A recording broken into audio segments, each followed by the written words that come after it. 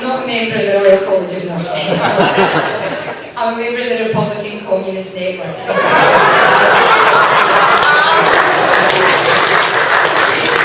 It's a tremendous privilege to be on this platform today. Obviously Victoria is the chair and Steve Freeman speaking from London, but to be in the same platform as Bernadette from Ireland.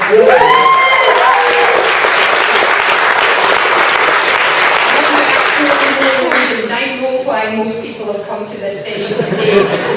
I did think that I would just stand up and say, look, I'll hand my 10 minutes over to Bernadette and I'll get the British cheer of the conference. But even I'm not that much of a populist. Comrades, this conference, and the theme of this conference is another Scotland is possible. And it's only possible if we change ideas. And as the chair said, in my life, I've been a member of 3 political parties. The Labour Party, the Communist Party of Great Britain and the Scottish Socialist Party.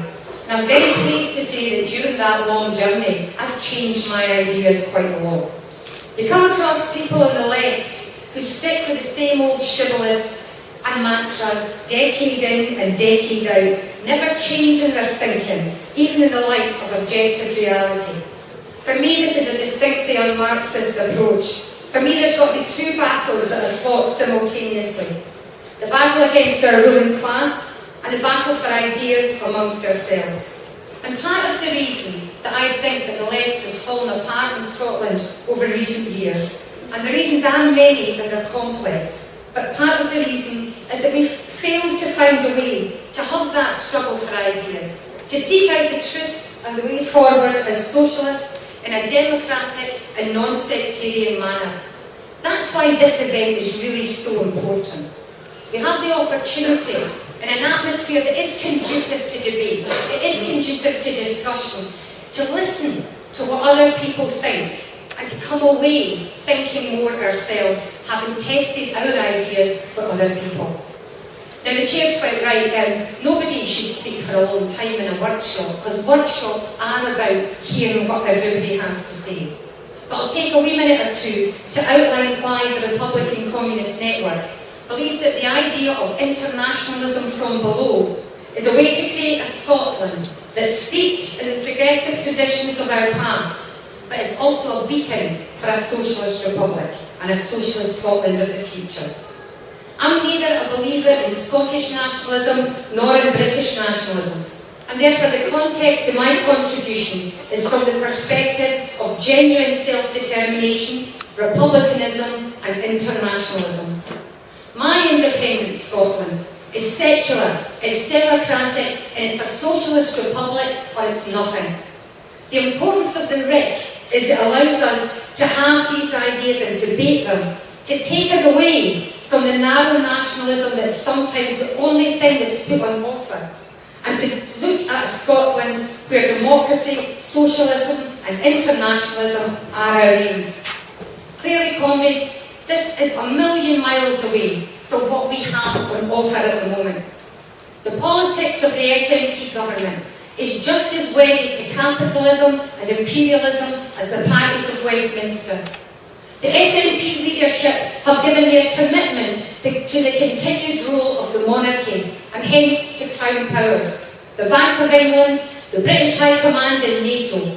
We see no sign that this government is prepared to stand up to big business.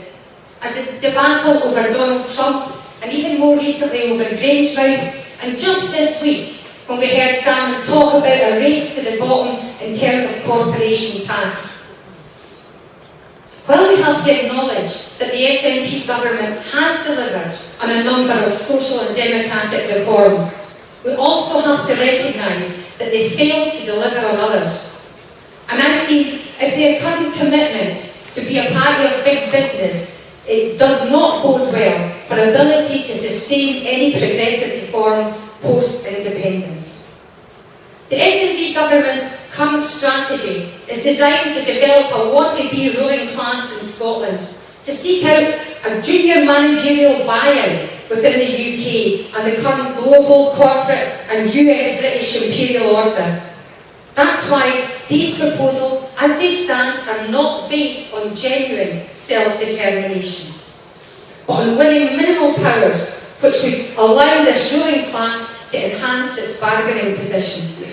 Comrades, I work for an SNP council who are busy consulting me as an employee over what cuts should be made. Talk about turkeys voting for Christmas.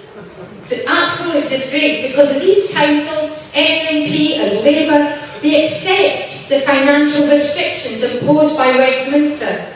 And those restrictions will prioritise the bankers, the funding of New Trident and mounting further imperial wars.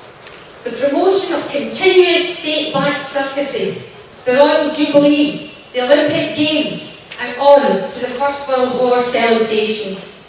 The SNP government say they want Scotland to remain in NATO and to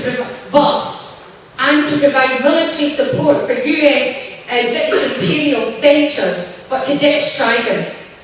It's moved from a position of opposition to the war in Iraq to acceptance of NATO wars in Afghanistan and Libya, indeed to the point of lauding Scottish regiments' roles in these ventures. And that doesn't fill me with any kind of hope that an SNP Scotland, as envisaged by Salmond and his leadership team, would be anti-imperialist.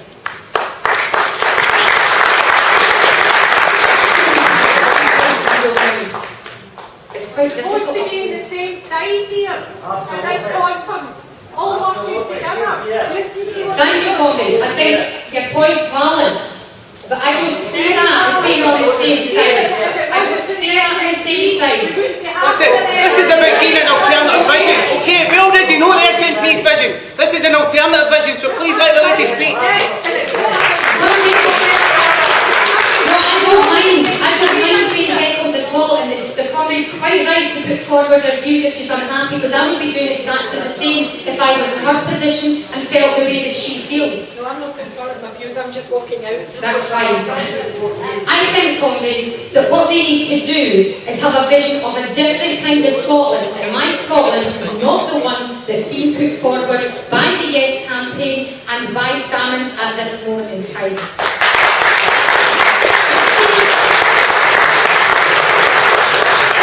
If we're to have genuine self-determination, then that's got to be self-determination which is in the interest of our class, in the interest of the working class.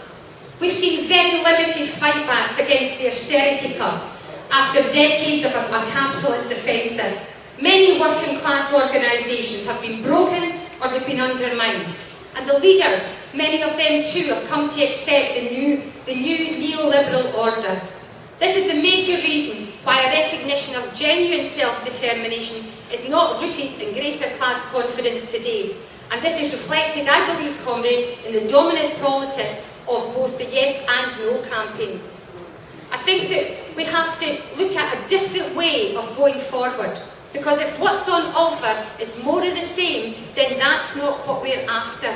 We're looking for a self-determination that moves this debate forward. It's not about making nicer cuts. I still believe that the majority campaign hangs on to the idea of benign capitalism. If all that's achieved by independence is more of the same, then why are we even bothering? Both James Connolly and later John Maclean in Scotland developed a break-up of the UK state and empire strategy. It emerged as the most revolutionary challenge in these islands in the context of 1916-21, the International Revolutionary Wave. This is the socialist republican tradition that we are raising today in today's struggle for Scottish self-determination. So from a Republican perspective, why is it essential to break up the UK state? Well, of course, there's its monarchist nature and the formidable anti-democratic operations of its hidden powers. These powers cloak the operations of the British ruling class, the hidden state, and the activities of the City of London. For Republicans, opposition to these powers is of greater significance than just to oppose the monarchy itself, which merely acts as a front for them. There are two other significant features of the UK state. It retains the established church, the Church of England, with 26 bishops in the House of Lords. And although this is a specifically English privilege, along with its insistence on a Protestant monarch, it's still significant in maintaining British rule over Northern Ireland. A socialist response to this must be based on upholding a consistent secularism which breaks the link between state and religion. However, Republicans must also recognise a third feature of the UK state, and that's its unionist nature. We did not join together in anything that came from below. There was a deal done by the ruling classes, and it was done in order so that they could benefit from imperial exploitation. I think we need to take heed of the words of James Conley. He said, if you hoist the green flag over Dublin Castle, unless you set about the organisation of a socialist republic, your efforts will be in vain. England will still rule you. She would rule you through her capitalists, through her landlords, through her financiers, and through the whole array of commercial and individual institutions that she has planted in your country. And I believe that that will be the case today. Genuine independence for the working class requires a vision, and that's why we need to discuss these ideas in full. I want a Scotland for the many and not for the few. I want a Scotland where the continued oppression of women is eliminated. I want a Scotland where no human being is called illegal. I want a Scotland that's a beacon to the world as a socialist republic. That will not happen just by voting yes. But whatever happens at the referendum, the fight's got to continue. Thank you.